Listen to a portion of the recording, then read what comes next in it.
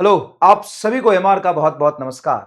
Bihar board के class 10th के जितने भी बच्चे हैं, पूरे साल आपने बहुत मेहनत से तैयारी करी है और बिहार बोर्ड फाइनल 10th के एग्जाम का समय आने वाला है। और ये बोर्ड एक ऐसा एग्जाम होता है जो हम 10th में पहली बार देते हैं तो बहुत घबराहट होती है।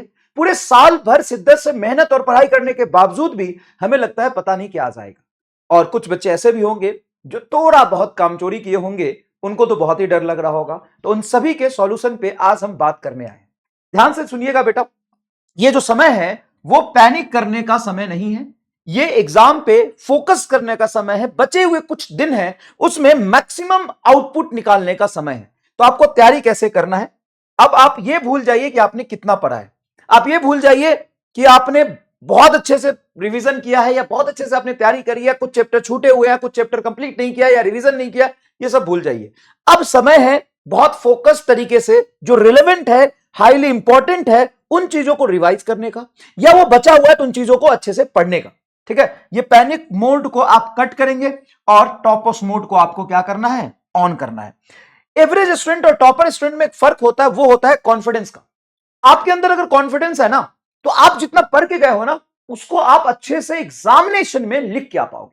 अगर आप अंडर कॉन्फिडेंट हो, अगर आपको खुद पे डाउट हो रहा है, तो जितने अच्छे तरीके से आप पढ़ के गए हो ना, वो भी बहुत अच्छा परफॉर्म नहीं करके आ पाओगे आप। ठीक है, तो अब बचा हुआ सिलेबस लाइट स्पीड से हमें खत्म करना है, या बचे हुए सिलेबस हमने अगर पढ़ लिया तो उसका रिवीजन बहुत अच्छे से करना है। अब रिवीजन करना कैसे है? तो एग्जाम के पैटर्न को पकड़ना है कि हमें देखो, नॉलेज के लिए हम पूरे साल पढ़ते हैं, लेकिन लास्ट के कुछ समय, कुछ दिन हम पढ़ते हैं एग्जाम के लिए। और उस एग्जाम के पैटर्न को अगर हम पकड़ लिए ना, एग्जाम के फंडामेंटल कंसेप्ट को पकड़ लिए कि एग्जाम में 10 साल में कैसे क्वेश्चन पूछे गए, किस चैप्टर के किस तरह के एक लाइन वाले सवाल बनते हैं, किस चैप्टर पे 2 लाइन वाले सवाल बनते हैं, किस चैप्टर पे कौन सा डेरिवेशन आता है, ये सब हम समझ गए, तो हमारे पीवाईक्यू के पैटर्न को पकड़ के हमने निचोड़ लिया, तो इसमें हमारी मास्टरी हो जाएगी। लेकिन हम ये कैसे करेंगे? ये तो हमारा फर्स्ट टाइम है ना, बोर्ड आप पहली बार दे रहे होंगे ना, तो आपकी इस पर पूरी पकड़ नहीं होगी। ठीक है, इसके लिए आप क्या करेंगे? आप जाएंगे वन शॉट वीडियो देखेंगे, लेकिन वो बहुत लंबा ड्यूरेशन का होगा। आप पूरे चैप्टर को स्कैन करने के रटने की कोशिश करेंगे, ये भी आपका गलत स्ट्रेटजी होगा। अब आप नोट्स बनाना बैठेंगे कि चलो अब हम पढ़ते हैं, तो जो चैप्टर पढ़ रहे हैं उसका पूरा पूरा नोट्स बनाएं, तो नोट्स बनाने में सारा समय निकल जाएगा, तो आप रिवाइज कैसे करेंगे? तो ये सब तरीका आपको नहीं अपनाना है। ये मेरा पर्सनल एक्सपीरियंस और आपको सजेशन है कि लंबे चौड़े वीडियो नहीं देखने। तो करना क्या है? अब इंपॉर्टेंट है करना क्या है। तो देखो आपको क्या करना है, सबसे पहले सैंपल पेपर उठाना है। ठीक है, सैंपल पेपर उठाना है एकदम ईमानदारी से। उस सैंपल पेपर को सॉल्व करना है 3 घंटे के टाइम लिमिटेशन के साथ। अब आप इस बात से बिल्कुल मत डरो कि आपने कुछ चैप्टर पढ़े या आपने कुछ चैप्टर नहीं पढ़े हैं। सर जो नहीं पढ़े हैं चैप्टर, मान लो 2, तो मैं सैंपल पेपर देने से फायदा क्या होगा? आपको ये पता चलेगा उस चैप्टर से क्वेश्चन कैसे आते हैं। तो जब आप पढ़ने जाओगे तो आपका फोकस्ड होगा कि अच्छा इस तरह के सवाल हमें पहले करने हैं। एक सैंपल पेपर नहीं, आपको 4-5 सैंपल पेपर करना है। मेरी बात समझ रहे हो मैं क्या कह रहा हूं? मैं आपको कह रहा हूं कि पूरा चैप्टर आप पढ़ने गए मान लो, या रिवाइज करने गए, दोनों केस में बात करते हैं। पढ़ने गए तो आपने पढ़ना शुरू किया। अब जब पढ़ना शुरू किया तो आप तो सबको एक ही नजर से देखेंगे, पूरे कंटेंट को।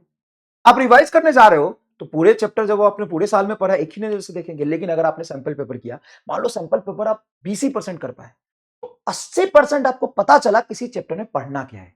ये मेरा स्ट्रेटजी है जो मैं आपको बताने वाला हूं। तो सबसे पहले 3 घंटे के टाइम ड्यूरेशन के साथ पेपर दो, जितना कर पाते हो वो बेस्ट है। उसके बाद आइडेंटिफाई करो अपने वीक पॉइंट को, आइडेंटिफाई करो जो तुम्हें नहीं आ रहा है, हर गलती को पकड़ो और वही गलत जो टॉपिक आपका हुआ है उसको पढ़ो। पूरा चैप्टर पढ़ने की नीड नहीं है। तो ऐसे तो मान लो कि एक सैंपल पेपर में क्वेश्चन, अगले सैंपल पेपर में या मेन एग्जाम में वो आएगा, इसकी गारंटी तो नहीं है। ऐसे ऐसे 5-6 पेपर, आपको 5-6 साल के पेपर कर लेंगे आप, 80-90% एग्जैक्ट पेपर प्रेडिक्ट कर पाए। आप बैठ के पढ़ते रहने से, पूरे वन शॉट लेक्चर देखने से, पूरा चैप्टर रिवीजन करने से ज्यादा इफिशियंट ये वाला चीज आपके लिए होने वाला है।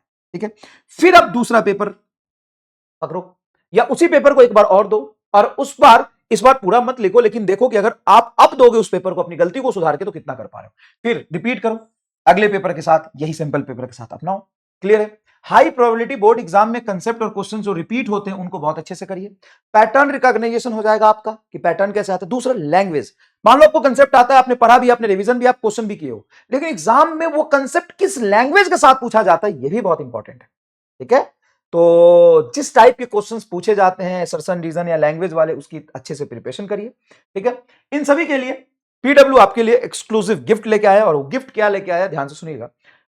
आपको मिलने वाले हैं जो बोर्ड का पेपर आप देने वाले हो अपने सेंटर पे, वैसे ही बोर्ड का पेपर, 2 सैंपल पेपर हम आपको आपके नियरेस्ट आपके सिटी में जो हमारे पाठशाला और विद्यापीठ के सेंटर वहां पे हम कराने, मतलब बोर्ड के पहले बोर्ड, तो प्री बोर्ड होता है, प्री बोर्ड के पहले भी बोर्ड, मेन बोर्ड के पहले मेन बोर्ड।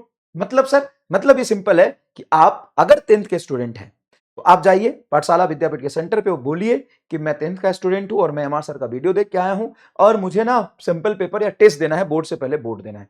तो आपको बहुत सारे आपके जैसे बच्चों के साथ बिठा के एक पेपर दिया जाएगा। पेपर देने के बाद जिस मोड में आपको 45 मिनट टेस्ट ऑफलाइन मोड में देने को मिलेगा, 30 क्वेश्चंस होंगे साइंस मैथ के फॉर्मेट में। उसके बाद वहां पे ऑफलाइन फैकल्टीज डिटेल एनालिसिस करेगी, आप अपने कुछ डाउट्स पहले के या उस पेपर के जो होता है पूछ सकते हैं।